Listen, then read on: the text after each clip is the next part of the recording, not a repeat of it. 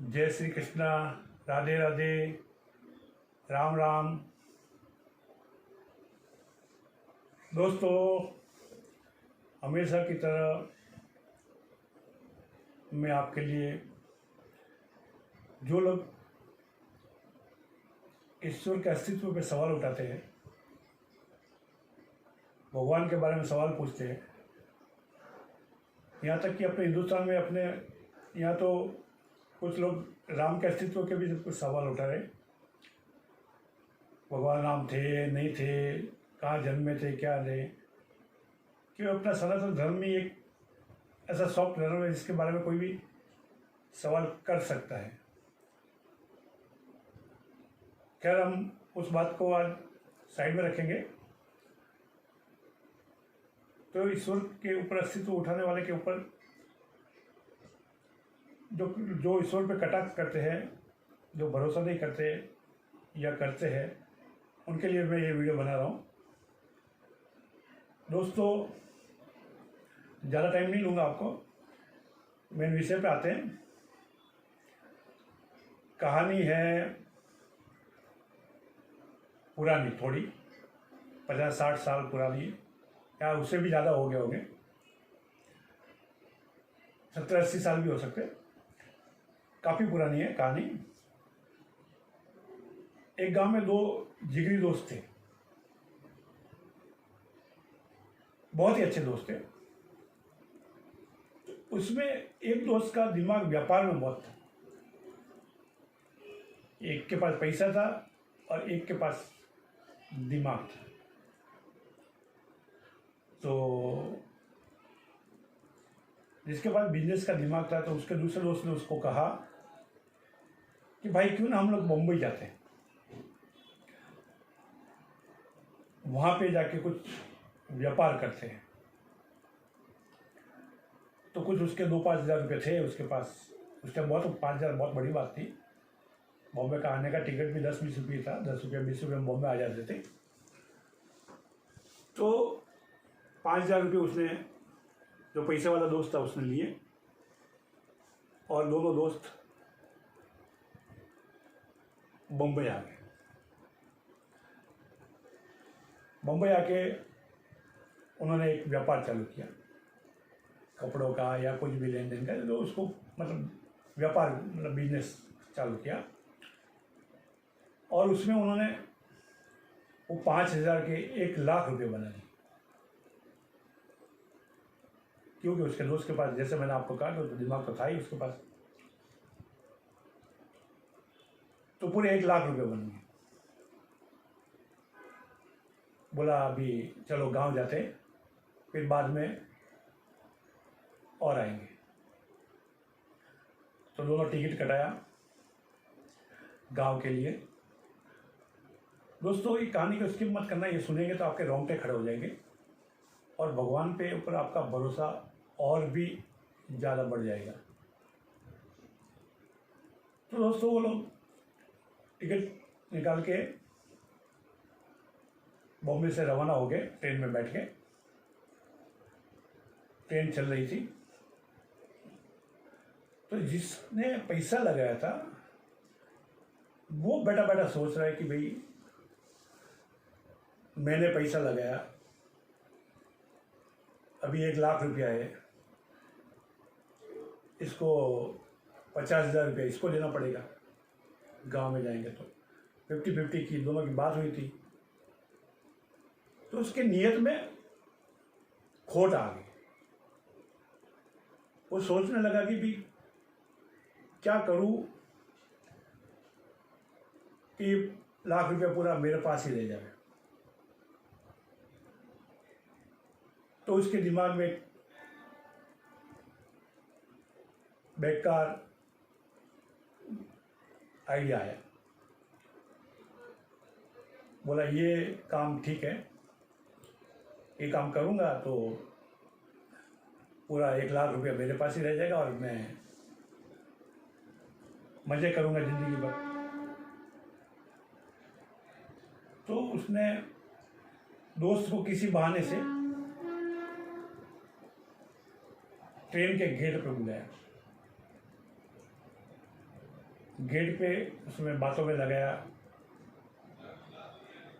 बहुत आगे पीछे बातें की, और मौका देख के दोस्तों उसने अपने दोस्त को ट्रेन से, चलती ट्रेन से धक्का दे दिया। धक्का दे दिया तो चलती ट्रेन में तो वो तो मर ही गया होगा। अभी ये मन ही मन खुश होने लगा कि वाह, अभी ये 1 लाख रुपए तो मेरे पास ही रहेगा। और उसने अपना भविष्य का ताना बाना ट्रेन में ही बोलने लगा कि मैं क्या करूँगा क्या नहीं करूँगा। और वो ट्रेन में सो गया। उसका स्टेशन आ गया, स्टेशन से सवारी ली और उसके गांव गया।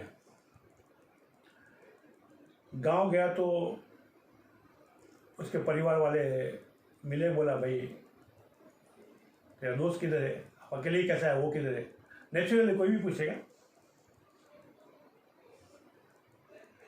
तो उसने बताया कि हमारा काम काज इतना जोरों शोरों से चल पड़ा है, तो वो फॉरेन गया है अपने काम को बढ़ाने के लिए।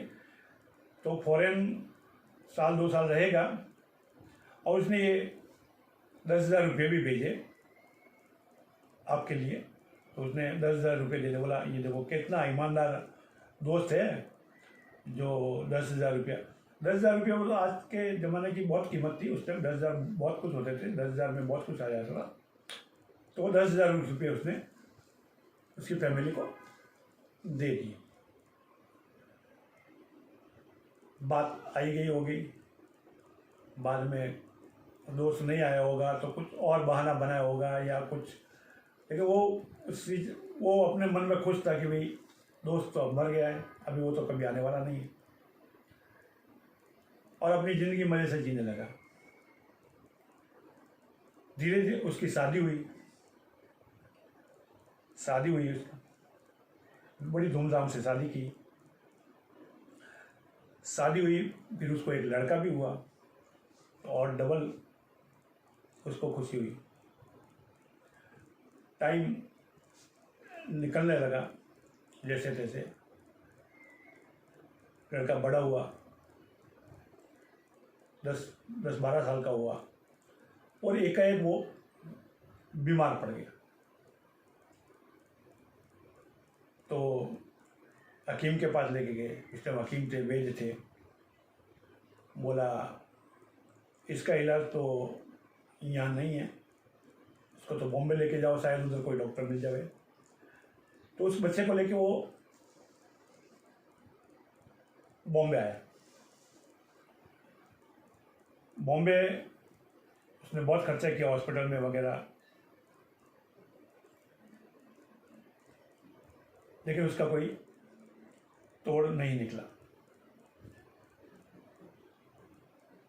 तो उस डॉक्टर ने सलाह दी, बॉम्बे वाले डॉक्टर ने सलाह दी कि भाई इसको आप अमेरिका लेके जाओ, इस बीमारी का इलाज अमेरिका में है।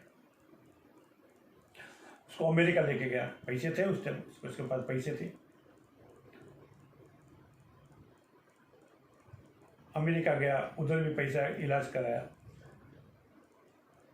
धीरे धीरे उसका जो पैसा था, उसका 1,00,000 रुपया था और उसने जो भी कमाया था उससे और 10-15 साल में कमाया, 1,00,000 का 2,00,000 5,00,000 किया होगा। वो सारा पैसा खत्म हो गया और वो बच्चा मरने के कगार पे, वेंटिलेटर पे था। या वेंटिलेटर उस ज़माने में था नहीं था, लेकिन मरने के कगार पे था कि भी बस मरने ही वाला है। तो मरने के टाइम अपने पापा की तरफ देख के हंसने लगा। पापा बोले इतना तो बीमार है अभी और शायद तू हंस क्यों रहा है। बोला, हंस के बोला, तुमने मुझे पहचाना। बाप एकदम चकित रह गया। बोला ये तुम पे कैसा आ गया। एकाएक बोला, तुमने मुझे पहचाना? नहीं। मैं याद दिलाता हूँ, मैं तेरा दोस्त, उसका कुछ नाम होगा, सोहन, मोहन, राजू, श्याम, कुछ भी होगा, श्याम ही पकड़ लेते, उसके दोस्त का नाम श्याम होगा, श्याम था। तो मैं तेरा दोस्त श्याम,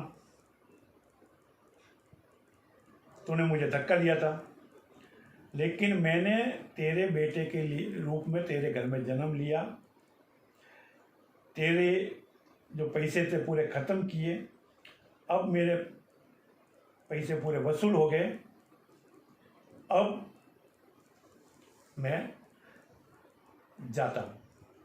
ऐसा करके वो उसने अपना प्राण त्याग दिए। तो अब आप समझ गए होंगे कि मैं ये कहानी आपको क्यों बता रहा हूं। क्यों आपको जो अच्छा बुरा कर्म गीता जी में बताया है, अच्छी अच्छी बातें बताई है कि जैसे आप कर्म करोगे वैसा आपको बढ़ना पड़ेगा। ये तो आप तो गीता पे के लिए, गीता का सार ही ये है, जैसा कर्म करेगा वैसा फल देगा भगवान, ये है गीता का ज्ञान। तो ये तो अपने भगवत गीता में भी लिखा है। फिर दोस्तों वो उस की कहानी सुन के जो पैसे वाला दोस्त था, जिसने जो जिंदा था, उसको वैराग्य उत्पन्न हो जाता है। बाद में बहुत बहुत बड़ा साधु होता है। और जो ये कहानी मैं आपके सामने लेके आया वो उसके खुद के मुंह से लोगों को सुनाई हुई है। जो खुद आरोपी था, बाद में साधु बन गया वो, लेकिन साधु बनने से आरोप खत्म नहीं हो जाते। उसके मुख से ये कहानी लोगों को सुनाई और वो सुनती आगे आगे वो मैं आपके सामने लेकर आया। तो ऐसी ही रोज़ कहानी आपके साथ शेयर करता रहूँगा। आपको अच्छी लगे शेयर करना, लाइक करना और सब्सक्राइब करना, ताकि मेरी हिम्मत बढ़ती रहे और मैं ऐसी ही कहानी आपके सामने लाता हूँ। जय राम जी की, जय श्री कृष्णा, हर हर महादेव।